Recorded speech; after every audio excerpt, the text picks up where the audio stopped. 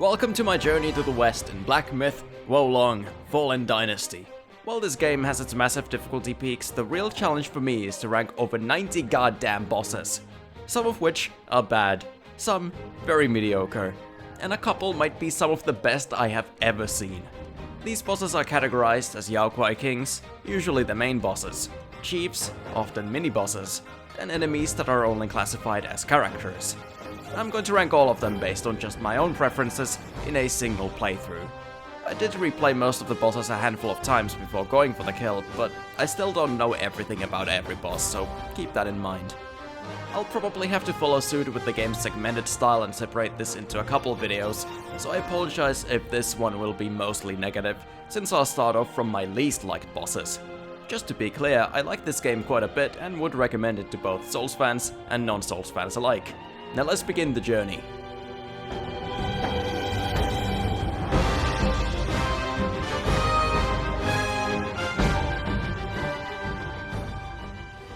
The easiest choice of my entire life is ranking the giant Shigandang as the worst boss of Wukong. It's a living mountain similar to Daidarobochi in Nioh 2, only if they botched that fight, even worse. So much worse that it makes Daidarobochi look amazing. Name of the game here is waiting, and waiting, and waiting. There's so much downtime with absolutely nothing happening, and if something is happening, that something could be the boss doing a breath move that's completely pointless. It staggers you a couple times and slows you down for a few seconds, but by the time it wears off, the boss will still not have managed to attack. And you don't want to actually dodge anything besides the shockwaves. The punches are, as far as I could tell, unavoidable by roll dodging. And even if they don't physically touch you, they can still hit you because shitboxes. So what you do is stand back and wait for the boss to kindly put its arms down so you can destroy the crystals on them. That's only possible for some moves. For most, he raises his arms back way too fast for you to get any hits in. Unless you were already close, but again, why would you be? You'll just get one shot by an attack you couldn't have avoided at that range. Eventually, it will die and you will wonder, what was the point? It wasn't a particularly impressive spectacle, and definitely not fun gameplay-wise. The only positive I can say is that if you have insomnia, fighting this boss will guarantee cure it. Number 84, Feng Tail General. Although, in reality that number is a fair bit higher, I just ended up lumping some bosses together instead of counting all of them separately, in case you're wondering. I don't know if I would call this a stat check of a boss, a puzzle boss, or a boss at all. The goal, I think, is to sneak up on it, grab the antennas, hope you have enough stamina to survive the ride, and then round 2 of antenna fondling, pray you have enough health and or fire resistance to survive it. I didn't. So first time I did this, I let go right before dying, healed, and continued, and that worked. Then I loaded back to try it again, and this time, no matter how many times I healed, I would not be able to pull it off. Then I tried for a third time, and somehow just a single antenna grab was enough and I didn't die. I did nothing differently, I had the exact same equipment and everything. It's only a puzzle boss in the sense that I have no fucking idea what they were trying to do with this. Number 83 is Monk from the Sea. This is a rehashed enemy turned mini-boss, with the only notable addition being his ability to coat the surrounding area in snow, which will quickly build up your frost meter to slow you down. Now, I probably don't need to specify what the issue with a snow area of effect ability might be in a snowy area. Or maybe I do, because clearly that never occurred to the developers. But to combat it, you'll want either frost-resistant items, or try luring the boss out of the snow, which won't work because he just stands in place, so never mind, just use frost resistance. That's your only option. Even drawing a circle of fire, a mechanic that's introduced in this chapter, is of no use, as much as it would have made perfect sense to make use of here. Because he will keep disengaging, and then once again, just stand in place. If you're out of ice resistance, this fight is truly awful. I myself was, kind of, but I failed to realize I could have crafted some more, so that's on me. However, when a mechanic so annoying you have to skip it with consumables is the only unique thing about this encounter, I struggle to find anything worth praising. 82, Mother of Stones. In this throwaway encounter we punch a rock until rock enemies spawn at specific HP thresholds. That's the entire boss. I've described everything that there is.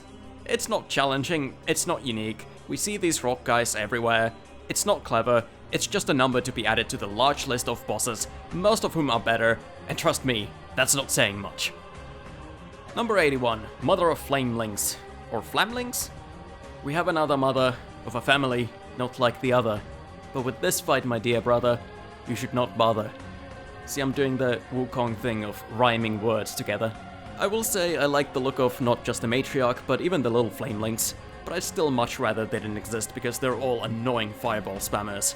I don't know if I would call it bullshit because you do have plenty of tools to mitigate such disasters, but I feel in order for this to not be the literal worst thing in existence, you'd really need the Fireproof Mantle, which is only obtainable from a secret boss. Stop the fire! It's another fight that only has any effect if you allow it to run amok with the most obnoxious status effect Bukake, and is otherwise just nothing. It makes the status effect a crutch for the boss rather than an added layer of difficulty. Number 80, Cloudtreading Deer. The last thing I was expecting to find in this game is a stolen asset boss from Elden Ring. There's no other way to put it, this boss straight up has a lot of the same exact animations as the Ancestor Spirit. Not a hyperbole, not that they look similar, they're the same. Reusing moves from an earlier game is one thing if it's made by the same studio, I can live with that.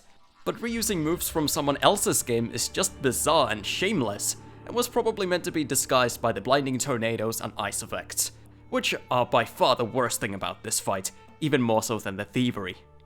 There is two layers of GTFO from this boss. One is these tornadoes spawning right on you or around the boss, forcing you to take a hike, and the other is the boss itself constantly creating distance from you. The Wind Tamer Vessel helps a little bit, if you have it, and not everyone will since it's the reward to a rather obscure questline in a secret area. But even with it, I think this fight still sucks. The only thing preventing this from being the absolute worst fight is that the second form, where instead of wind and ice we get poisonous blood and gore, is kinda cool. At least conceptually and visually. The blood on the ground does encourage keeping your distance again, but by that point I was so done with it that I just tanked the poison effect from it. At least the music is actually decent, which is not something I can say for the vast majority of bosses in this game.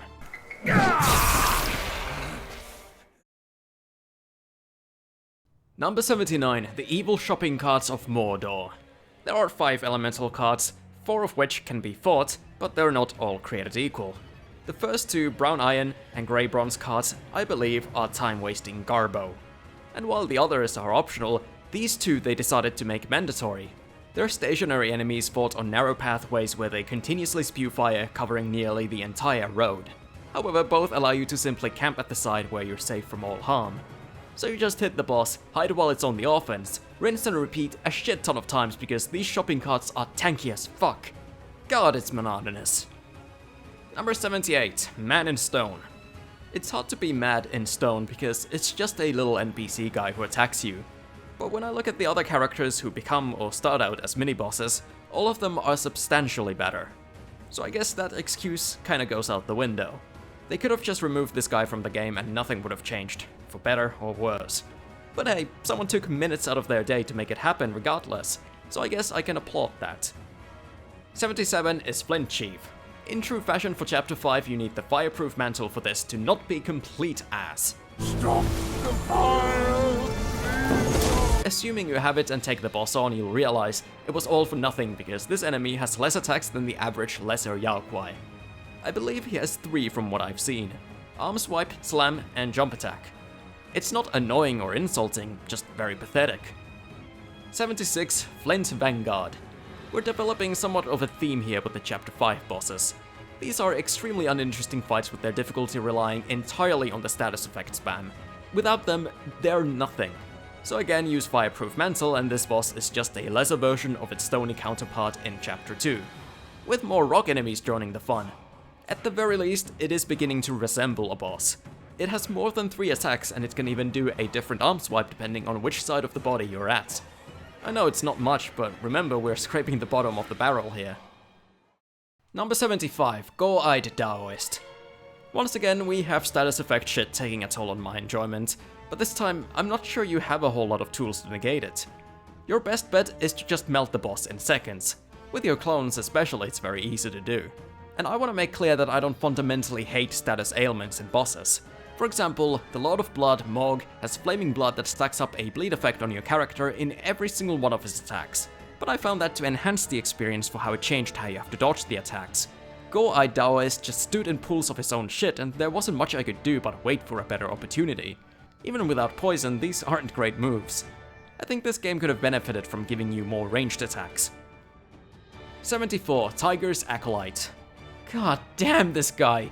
I think deep down this guy has an okay moveset, but for some reason they decided to put him on a narrow-ass bridge to potentially make any of his attacks one-shot you. It felt especially mean-spirited when prior to this, invisible walls were literally everywhere, but now just for the sake of pissing you off, they're gone. On one hand, it does enforce you to mind your positioning and isn't as bad as him just idling in his own AoEs, but on the other, I didn't want to learn his moves because one mistake and I have to run all the way back to him, and I'd much rather just rush him down and kill him in 5 seconds with my clones, which I ended up doing. I would either die instantly or kill him instantly. If you say skill issue, fine, I won't argue that. I was bad, and I'm not saying he's necessarily unfair, I just did not enjoy it at all. Challenges like Erlang fucking me for 5 hours straight, that's what I'm here for. Not this. Number 73, and the final bad tier fight for me, that wasn't intentionally rhymed, but it works, is the Waterwood Beast. I could see someone putting this boss higher, it's barely a bad tier fight, almost mediocre. But personally, it encapsulated all of my least favorite aspects of beast-type bosses in this game. All of them seem to have these moves where they just kinda run around you for no reason. Not as an attack, just to, I don't know, waste your time? Bore you to death? And I don't appreciate attacks that hit you before the animation would suggest it to, or ones that start with no warning and instantly damage you. The hippos are also Chapter 6's attempt of giving some life to the pseudo-open world segment, which I believe it failed to do. Partially because, why the fuck are there hippos in China to begin with? Was a hippo just a model they happened to have so they used it? I don't know, but they must have taken quite the journey to the northeast to end up here. I wanna see a game about that. Now let's move on to bosses I found mediocre, which really isn't a big step up.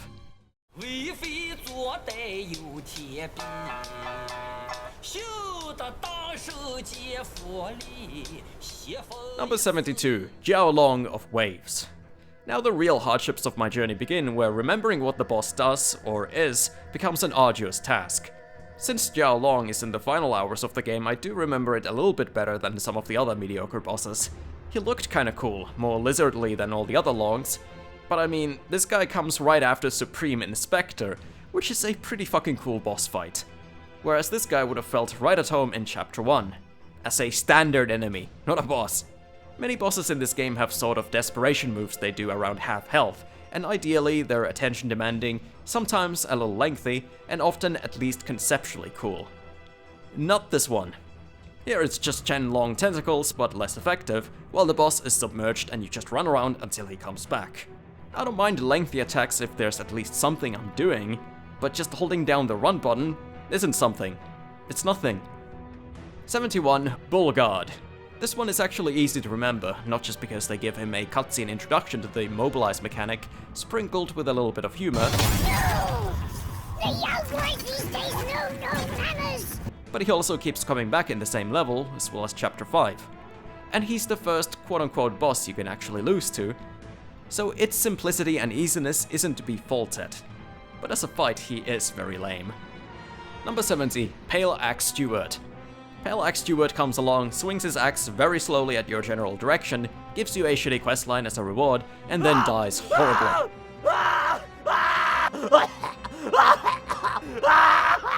That's his contribution to this game. Thanks, Pale Axe Steward. You useless fuck! 69. Earth Wolf. Despite the lack of anything else, Dirt Dog does have a pretty fucked up and sad backstory. It was the loyal dog of a general who enjoyed hunting but came home empty-handed and blamed the failure on the dog. He had the poor dog beaten to death and buried, but the mushrooms around the grave wound up bringing the puppy back to life. It ran back to its master, still loyal to him, to happily embrace him, only to accidentally kill him with its new bony horns. Doesn't really look like you could stab anything with them, but fine, cool story. But even sadder than that is how uninteresting as a boss it is. It's slow and passive and was one of the few bosses I didn't intentionally lose to in the name of replaying it, because what's there to replay? 68 is going to be the Apramana Bat, another enemy turned mini-boss with very minor changes. This one can turn rock solid and punish reckless aggression. Not the only boss to do that, but whatever, I like that mechanic. Would rather this boss didn't hop around so much, but there's one simple reason why I still kind of enjoyed this fight. The absolute MVP of this game, Bashir. He's accompanying you in this fight, and whenever Pigman is involved, I'm happy. At number 67, I have put the old Ginseng Guai. He's one of those plant mimics, but bigger and not much better. I appreciate the surprise factor though. This area has a ton of the regular mimic plants, but I wasn't expecting one to be a boss. Its moves are pretty uninteresting, kinda just flails around and does lightning slow vine attacks. But he is a one-of-a-kind enemy they just put here because, why not? And I'm okay with his existence. Also, I miscounted the number of bosses left, so to avoid a number fuckery, I'll also include the funky Fungiwoman. This one is a mushroom mimic, though the biggest surprise for me wasn't what came out of the ground, but just the fact that this had a boss health bar, despite not appearing much different from the other fungi people. But I think she's more fun to fight than the Ginseng Guai. She has a decent flow, mobility, and smoothly switches from melee to ranged attacks. Memorability-wise though, she's a complete dud. Wait, which boss was I talking about right now? 66 is Commander Beetle and his many friends. Luckily, he's quite terrible at commanding and just lets his students get slaughtered one by one with some simple aggro split maneuvers using the stairs. He's not too bad on his own, quite easily readable, nothing terribly annoying. Though most of my attention went to his dialogue. I don't know if this is a sign of something being terribly wrong with me, but I found his constant wailing about wanting to fucking die to be funny. I'd rather die. There's no way out. I think he might be a reference to the Chinese worker conditions. There's no leaving this cave. Please. 65, Captain Kalpa Wave. I don't know what the hell this thing is, but it looks cool. It's like a headless, armless giant who got the Blood Eagle execution done on him. Gotta give props to not only the visual design, but sound design as well.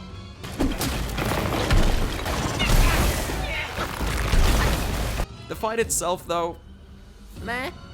Felt like a mix of the last giant from Dark Souls 2 and Gore Eye Daoist.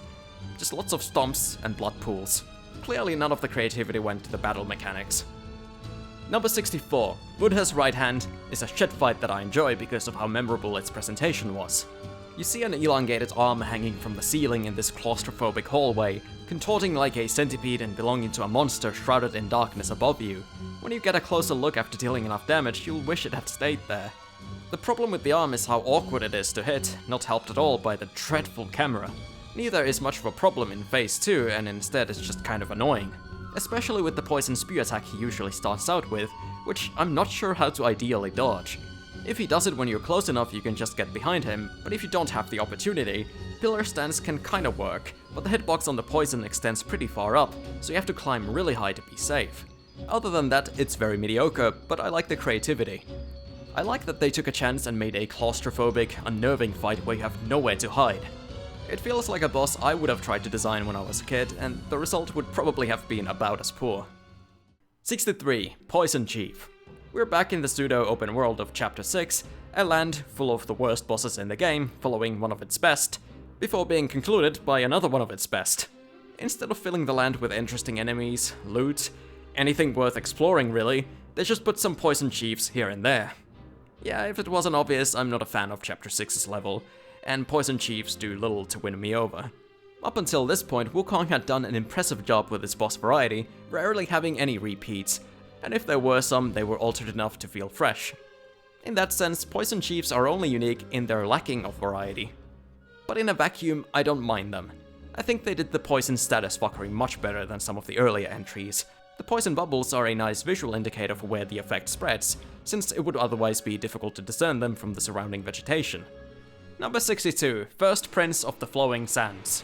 You know what I've really grown to hate? Two specific sounds that are forever going to torment my soul and brain. One of them is doing and those two sounds always play when fighting one of the trillion mini-bosses in this game, and it drives me nuts. It's no fault of this boss in specific, but I have to talk about something, and the fight is certainly not it. Just a barely serviceable brute of an enemy that has some amount of story significance holding him up. I put him a little higher than the other mediocres just because as a possible outcome for an earlier fight, you can have him vor his own father. That's awesome. Are you mad? Go and hunt the monkey. I'm your father. Number 61, Hundred-Eyed Daoist Master, aka Godfrey on a Centipede. I'm curious to see how people will respond to the low ranking of this one, given that the Daoist Master is one of the most major bosses in the game and concludes Chapter 4. And yet, here he only concludes the mediocre tier. This fight is big, long, visually striking, story-wise significant, and challenging to take on. These signs would typically signal a boss I would vibe with. And yet, I honestly felt like quitting the game after this. Here's why. I think this is a decent boss, but it makes the combat of this game feel bad. Many of the previously mentioned bosses are bad bosses, but still benefit from the gameplay being as good as ever. Yet, here it feels like I'm fighting to stay afloat with mechanics that aren't on my side. I feel half my attacks would simply miss because his model is awkwardly elevated above ground, with the only parts of his body you can hit being these small centipede legs on your left and right.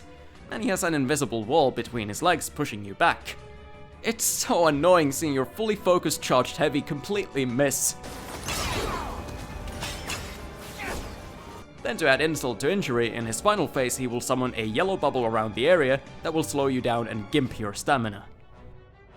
It also nullifies some of your spells, so even that toolkit is out the window.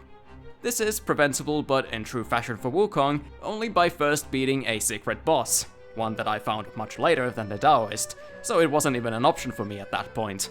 Even if you have it, nothing in it states anything about undoing an effect like this.